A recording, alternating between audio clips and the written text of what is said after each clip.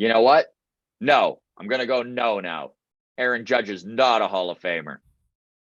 Good morning and welcome to the Walk-Off, everybody. I'm Scott Belford, joined as always by the best co-host in the biz, Adam Mack. It is Friday and we have all sorts of great stuff to go over here. What's the new one the Blue Jays do? They do like the pirate thing?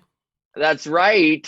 The Blue Jays officially in the playoffs after a loss last night by the Baltimore Orioles. The Red Sox coming up big for us in the afternoon. JD Martinez with that game-winning home run. I've never liked JD Martinez more than I did yesterday. I'll tell you that much.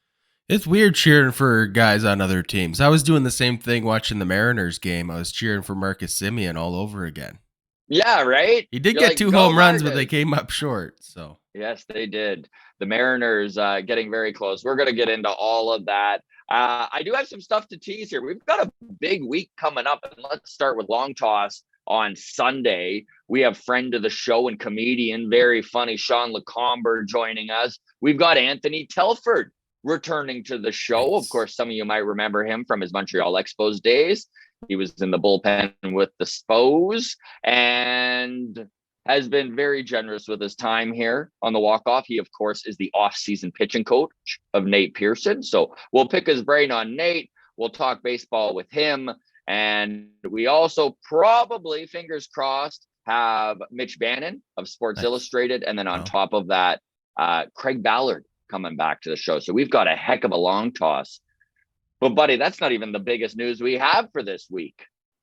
Monday, we sit down with Sportsnet's Ben Nicholson-Smith. He's making time for us right before the playoffs, which very generous of him. Awesome. We've been bugging Ben. I've been bugging Ben literally all season. He even messaged me back the other day. He's like, if anything, you guys are persistent. He's like, so I can definitely give you guys 25, 30 minutes on Monday. So that's pretty cool.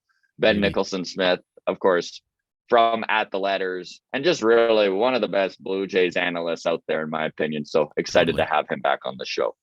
All right, everybody, you can follow us on Twitter at Walk Off Podcast, on Instagram, the Walk Off Podcast, and of course, you can join our Discord. That is free. The link for the Discord is in the show notes. Easy to follow, and then you're just going to be joining close to 200 rabid Jays fans constantly talking Blue Jays and baseball in there. Adam and I we're active in there, but it is definitely not us driving the bus, which is very cool. All right, gang, lots to talk about. Blue Jays clinch thanks to that Orioles loss last night. We're going to get into some of the ups and downs of this very roller coaster of a 2022 Blue Jays season.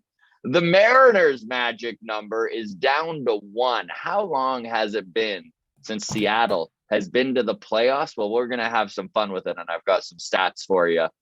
With the wild card race basically down to seeding, we'll talk playoff scenarios and how the Jays could wind up in that home field with home field advantage. Things are in their hands, to say the least. Aaron Judge doing incredible things. We'll check in on the Triple Crown race. He is 1 point behind Luis Arraez now for the batting title. However, boy, oh boy, he continues to hammer home runs. Of course, we watched him tie Roger Maris against the Blue Jays in that final game of the series on Wednesday. And we'll also talk the insanity and double standard of Yankees fans thinking every baseball fan on the planet should be celebrating everything Aaron Judge does. Francisco Alvarez. Remember that name. He currently is the number 1 prospect in baseball. He looks like he's going to get a call up from the New York Mets this weekend. We'll touch on him. And Shohei Ohtani just misses a no-hitter the other day. So our question is the MVP race already decided? Is Aaron Judge automatically the winner as Shohei continues to do absolutely incredible things? So let's get into it. Buddy, maybe not the way Blue Jays fans drew up the clinch, probably not how the organization wanted the playoff clinch to go, but nonetheless, it is not easy to clinch a playoff spot coming out of the AL East, probably the most difficult division to do it in. And yesterday, it is official. The Toronto Blue Jays going back to the playoffs, baby. I mean, expanded playoffs helped. Didn't hurt my feelings at all when they announced expanded playoffs this year, being an AL East fan. No, and that's a very good point. That said, let's not discount how good this Blue Jays team is. They are reaching the playoffs because of an offense that leads the American League in batting average, in on-base percentage, and OPS. Something no Jays offense has ever done, not even in 1993 with that World Series team. So this is a highly touted offense. Mm-hmm. And they should be. I know that sometimes as Jays fans, we go through the rigors of the season, and sometimes it's easy to shine a negative light on some of the things and the weaknesses that you see day in and day out. But don't forget, every team has weaknesses. Every team goes through ups and downs, and this Blue Jays team is no different. And they've had a heck of a September. Maybe not the last 10 games, but September in general has been pretty incredible. Couple things too to look at here is, and this stood out to me. So lowest single month ERAs in Blue Jays franchise history. Number one was Roger Clemens in July of 97. He won the Cy Young that year.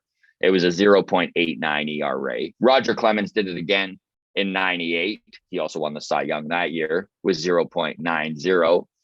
Hyun-Jin Ryu, and some of us forget how dominant Ryu was in that 2020 season. I know it was a shortened season, but he was incredible. We all forget even that he finished third in Cy Young voting for the AL that year. So in August of 2020, he had a 0.96 ERA, but in at number 4, our September stud, the pseudo ace of this staff, Alek Manoah, pitched to a 1.03 ERA this month in September. And that's with a minimum of 5 starts. That's stats. The 4th best month start in Blue Jays history? Yes. And he did it in September? And he did it in September. It's a pretty good time of year to be on your game, I would say. It really is, man. The guy has been nothing but nails this month. Yeah. Do you think we see him in game 162? No. Even if home field's on the line, do you think that was all big bluff from John Schneider? If home field is on the line and the tiebreakers won't play into it, so let's say the Jays are one game up, then we might see it. Because both Seattle and Tampa Bay have those tiebreakers. So if they do finish with identical records, home field advantage would go to either the Rays or the Mariners, not the Blue Jays. I do feel home field advantage is incredibly important. I know you were talking about this just before we hit record, that you're feeling good about home field and anybody we need to play there. Do you think they put their chips in if they need to? Yeah, I still maintain, ever since this John Schneider comment first came out and we looked at it, and that would mean he doesn't pitch in the wild card series and how devastating that would be. As soon as my brain looked at that positive spin of, okay, we don't get him in the wild card series, but we get him twice against the Astros. I like that. Yeah, maybe. Yes. And you know what? Kevin Gausman, I have full confidence in him. Gausman and Stripling, man. We don't need a third pitcher. Like, that's a potential 2 games and we're done. Take a day off and then come back with Manoah in game 1 against the Astros. Like, I love that idea. I think I think there's the optimistic option, but I mean, there's going to be a day off before you start the wild card series. I think chips down, we could even see Manoah game 3 of the wild card. Yeah, probably. That would be. They may go with Jose Barrios. There is a lot of reasons why they could do that. I mean, I feel I would prefer to see Manoah on short rest than I would see Barrios, but we're going to need to wait and see how that all plays out. So let's talk a little bit about the ups and downs of the season here, buddy. Because Right. did you have anything you wanted to say about home field advantage? I know we were talking about it briefly here. No, I do think that the Jays are front runners to get it. I mean, I spent about 20 minutes, check that out in the video from last night, talking about it, the upcoming schedule, the window for error on Tampa Bay has all but closed. Seattle did win an extra inning, so they do have a little bit more breathing room. But basically, it comes down to this. Blue Jays have Manoah, Stripling, Gossman, and potentially a fourth Manoah start in their next 6 games.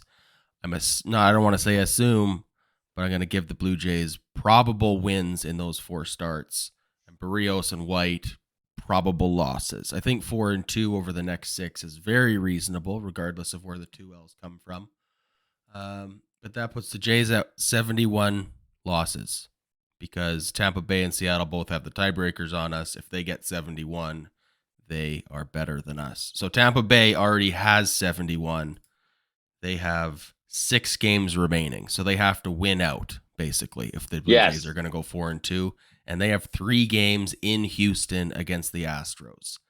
This is an Astros team that just swept them in Tampa about a week ago. So the Jays have really set themselves up here. It's going to be tough for the Rays to do it. And I mean, Seattle the Mariners has a game in hand. Yeah. Mariners have an extra game. So they got 7 games. They can go 6-1 and still get to 71 wins and have the tiebreakers on us. Now, they do have an easy schedule. It is Oakland for 3 and Detroit for 3. All of those are in Seattle. So a nice home stretch here. But, I mean, after the way this past little stretch went, against the Angels, lost 3 out of 4. Against the A's, lost 2 out of 3. Against the Kansas City Royals, lost 2 out of 3. This is a team that is limping across the finish line, to say the best. Julio Rodriguez still on the IL. He's due to come back on Monday. But Mariners need to go 6-1. That is a tough task against any team. Truly. And let's even give them a little bit of leeway here. Let's say the Jays just play 500 baseball. Let's say the Jays go 3-3. Tampa Bay still needs to go 5-1, and Seattle still needs to go 5-2 to be the ones to take home field advantage. Like, the Jays have really set themselves up nicely here. Boston is all but out of, or Boston's out of it, I should say. Baltimore is all but out of it. These teams don't have a lot to play for. And let's be serious, the final few games of the season, Baltimore has done so well, but when you're down to the final 3 games, you just want to end the season. Yeah, I think, there's all the spoiler stuff and there's all that, but like, psychologically, let's be legit, okay? These guys just want to go home to their families, put 2022 behind them, and focus on next season. They're not going in gritty as all get out, ready to take down the Blue Jays in game 160. I really think that the Jays should take 2 of 3 against Red Sox, 2 of 3 against Baltimore, without it being a huge deal. I'm not saying these teams are going to roll over for us, but needing to go 5-1 for Tampa, that's a tall order.